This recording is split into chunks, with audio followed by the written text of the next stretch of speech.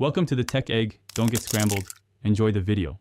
In this video, I will show how to use Ghost Box Phasmophobia PS5, updated. First, equip the Ghost Box from inventory and enable PS5 mic input for voice responses.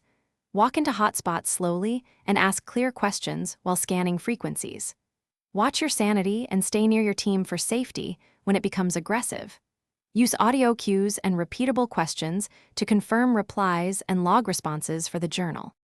When a hunt begins, keep the Ghost Box aimed and use short, clear prompts to the spirit.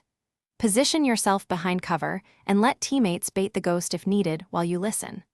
Avoid panicking and control your breathing to reduce microphone noise that could mask replies. If the ghost becomes aggressive, back away to a doorway or safe room and regroup before re-engaging with focused questions. If you're finding this helpful, please subscribe and like the video so I can make more guides.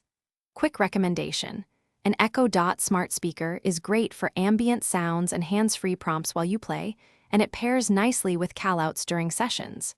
It's a small, affordable boost for immersion and convenience.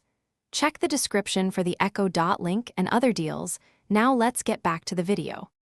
Use the Ghost Box to collect confirmable audio replies and match them with other evidence like EMF or fingerprints. Speak distinct, one-word prompts and note any intelligible words or phrases the ghost returns.